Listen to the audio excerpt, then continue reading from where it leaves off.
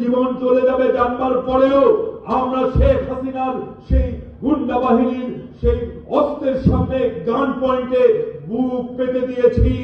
আমরা লড়াই করেছি, আমরা আওয়ামী লীগ করি নাই, আমরা হাসিনাকে মোকাবেলা করেছি।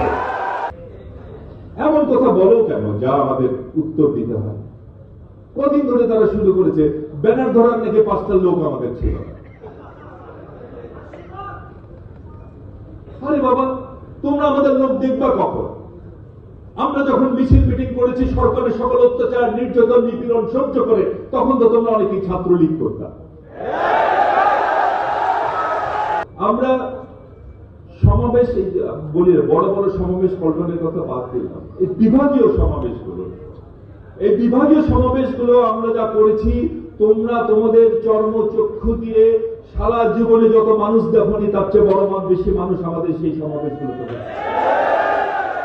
কি বলে 5 জন মানুষের কি আমাদের হতো। আরে ভাই, তোমরা তো ছাত্রলীগ করতাম নাকি জীবনের ভয়, আর আমরা আমাদের জীবন, আমি সেদিনও বলেছি একটি মিটিংয়ে, আমাদের জীবন চলে যাবে, আমাদের গুম করা হতে পারে, আমাদের পঙ্গু করা হতে পারে, আমাদের স্ত্রী সন্তানরা তাদের প্রিয়জনকে হারাতে পারে।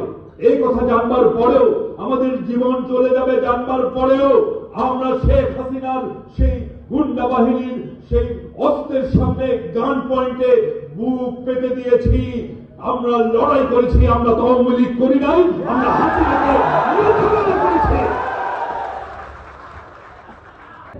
তোমরা তো বেশি দিন অল্প দিন আন্দোলন করেছো, ঠিক আছে, তোমাদের আন্দোলন তো আমাদের কারণে আমাদের বিজয় অনেকখানি ইজি হয়ে গেছে, আমরা অস্বীকার করি।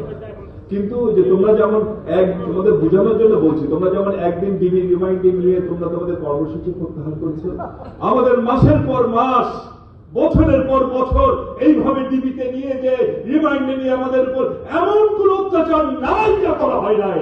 কিন্তু কর্মসূচি প্রত্যাহার তো পরের কথা, দলের বিরুদ্ধে একটি টু শব্দ, আমাদের নেতা নেত্রীদের বিরুদ্ধে একটি টু শব্দ আমাদের মুখ দিয়ে উচ্চারিত হয় নাই, করতে পারে নাই তারা। সুতরাং কথাবার্তা এখন থেকে বলবো, অনুরোধ করবো, আসলে আমরা সবাই মিলে একসাথে থাকি, কারণ দেশের বিরুদ্ধে বড় ষড়যন্ত্র চলছে, দেশের মানুষের বিরুদ্ধে বড় ষড়যন্ত্র চলছে।